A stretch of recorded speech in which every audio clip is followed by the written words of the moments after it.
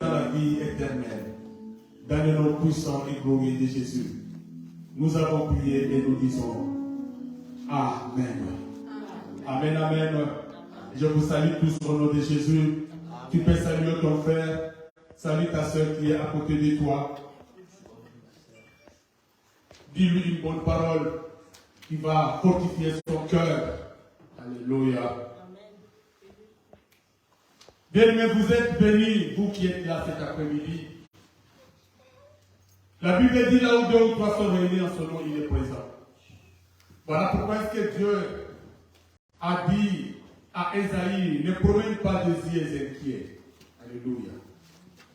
Mais regarde ce que le Seigneur prépare pour toi cet après-midi. Ce que le Seigneur a réservé pour toi aujourd'hui, c'est ce qui est important. Amen. Amen. Comment arriver à la destination? Ou comment atteindre sa destination? Alléluia. Bien-aimés, nous avons une destination à laquelle nous devons arriver. Dieu a prévu pour chacun de nous une destination où il doit arriver pour jouir de la bénédiction du Seigneur. Alléluia. Mais comment arriver à cette destination? Que faut-il faire pour atteindre la destination? Alléluia. Nous allons lire 3 portions des Écritures. La première, nous la lisons dans Éphésiens chapitre 2. Éphésiens chapitre 2, versets 8 à 10. La Bible dit, car c'est par la grâce que vous êtes sauvés, par le moyen de la foi. Et cela ne vient pas de vous, c'est le don de Dieu. Ce n'est point par les œuvres, afin que personne ne se glorifie. Car nous sommes son ouvrage ayant été créé en Jésus-Christ pour de bonnes œuvres que Dieu a préparées d'avance afin que nous les pratiquions. Alléluia. Amen. La seconde portion, nous la lisons dans Hébreux, chapitre 3, versets 7 à 11. Hébreux chapitre 3, versets 7 à 11. La Bible dit, c'est pourquoi selon ce que dit le Saint-Esprit, aujourd'hui si vous entendez sa voix, n'endurcissez pas vos cœurs, comme lors de la révolte, au jour de la tentation dans le désert, où vos pères me tentèrent pour m'éprouver, et ils virent mes œuvres pendant 40 ans. Aussi je fus irrité contre cette génération, et j'ai dit, ils ont toujours un cœur qui s'égare. Ils n'ont pas connu me voix. Je jurai donc dans ma colère, ils n'entreront pas dans mon repos. Alléluia. Amen. La dernière portion des Écritures, nous allons lire dans Genèse 41, versets 39 à 34. Genèse chapitre 41. Genèse chapitre 41, verset 39 à 44. La Bible dit, et Pharaon dit à Joseph, puisque Dieu t'a fait connaître toutes ces choses, il n'y a personne qui soit aussi intelligent et aussi sage que toi. Je t'établis sur ma maison, et tout mon peuple obéira à tes ordres. L'étoile seule m'élèvera au-dessus de toi. Pharaon dit à Joseph, vois, je te donne le commandement de tout le pays d'Égypte. Pharaon ôta son anneau de la main et le mit à la main de Joseph. Il le revêtit d'habits de fin et lui mit un collier d'or au cou. Il le fit monter sur les chars qui suivaient les siens et l'on criait devant lui à genoux. C'est ainsi que Pharaon lui donna le commandement de tout le pays d'Égypte. Il dit encore à Joseph, je suis Pharaon, et sans toi personne ne lèvera la main ni le pied dans tout le pays d'Égypte. Amen.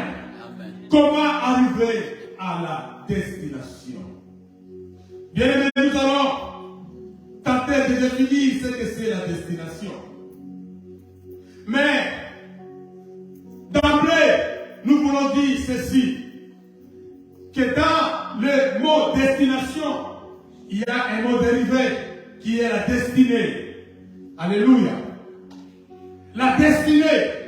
Bien aimé, la destinée est un destin particulier d'une personne ou d'une chose. Les destins.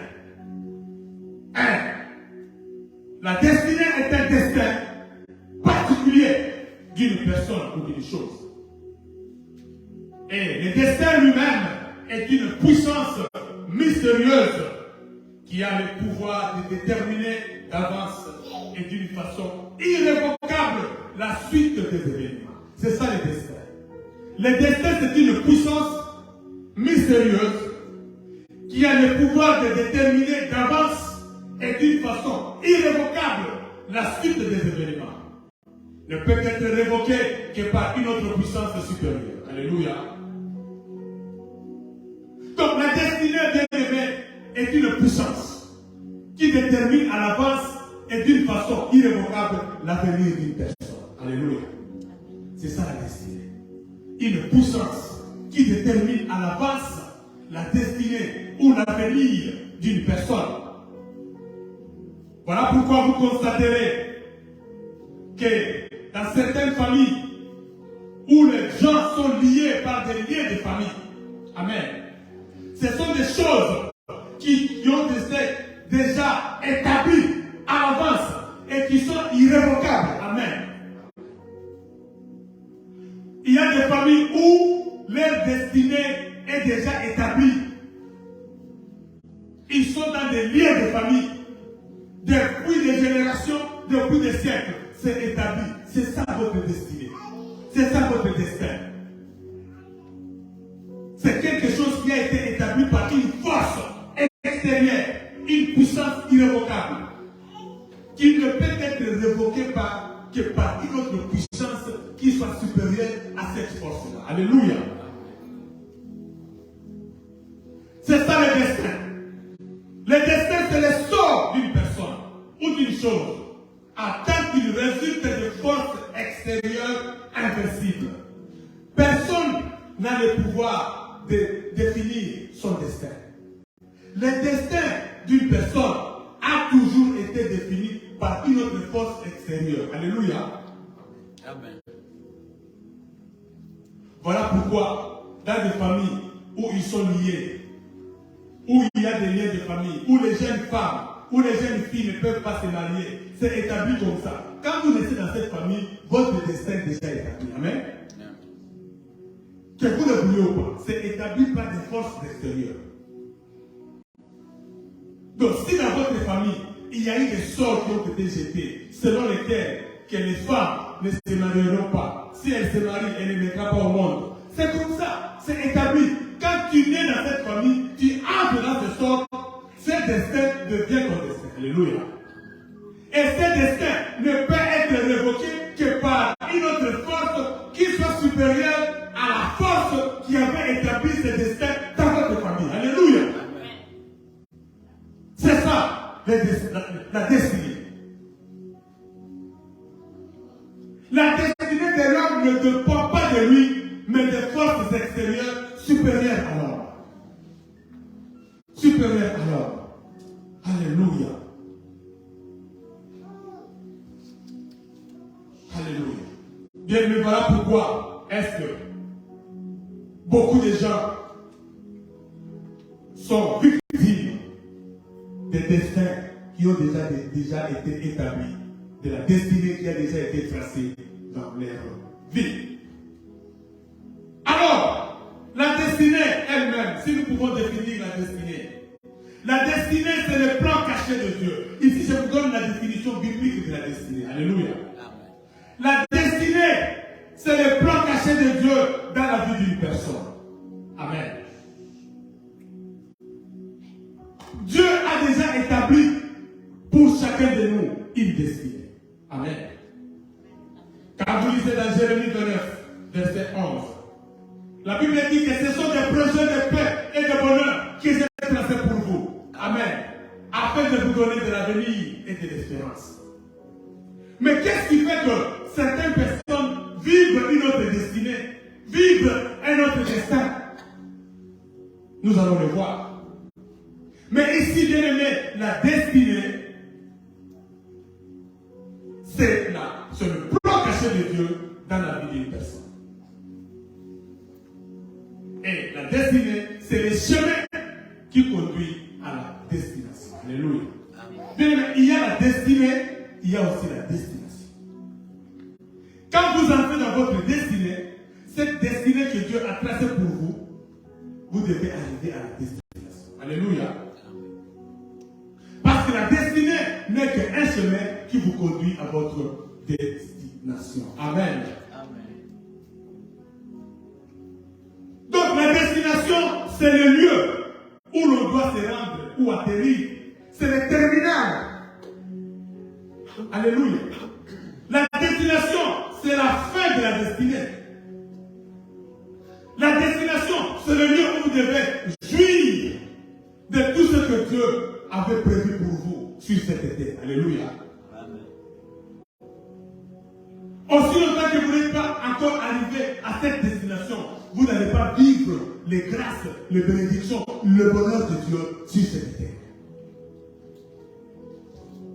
Vous pouvez être sur le chemin de votre destinée, mais aussi longtemps que vous n'êtes pas arrivé à la destination, vous ne verrez pas le bonheur de Dieu. Alléluia. Amen. C'est bien d'entrer dans votre destinée. C'est bien de retrouver le chemin de votre destinée.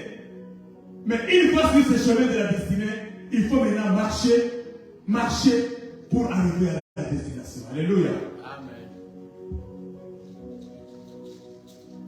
Bien-aimés, il y a donc, je voulais dire, une différence entre la destinée et la destination. Alléluia.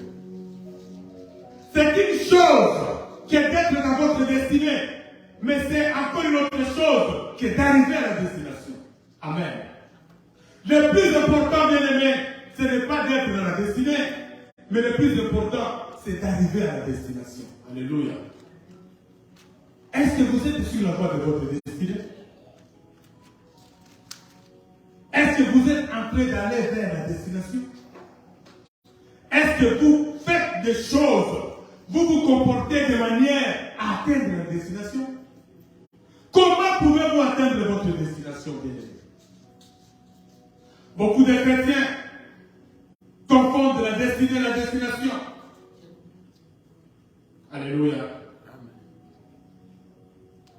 La destination, c'est quand vous entrez en possession de votre héritage.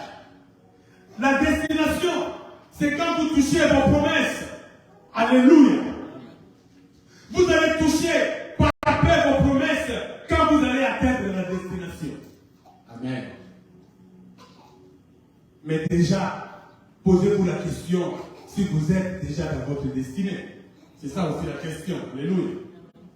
Parce que ne peut arriver à la destination que celui qui a retrouvé la destinée.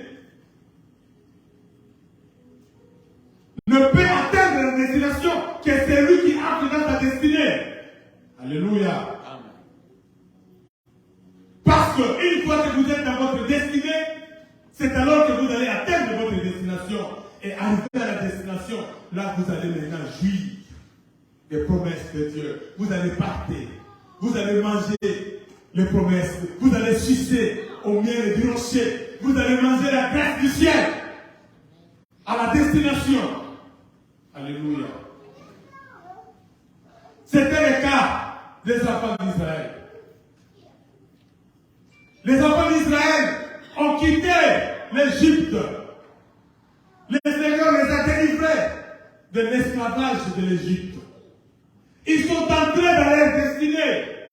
Ils sont entrés sur le chemin de la destinée. Mais beaucoup ne sont pas arrivés à la destination. Alléluia.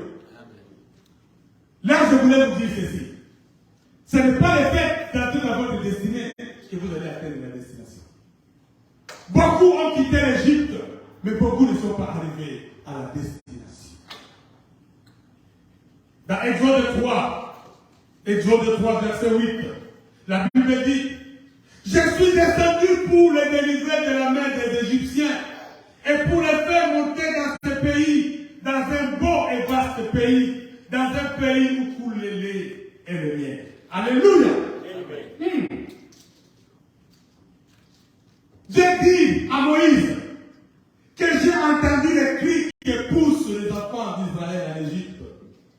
Voilà pourquoi moi-même, personnellement, je suis descendu pour les délivrer de la main des Égyptiens et pour les faire monter de ce pays dans un beau et vaste pays, dans un pays où coule le lait et le miel.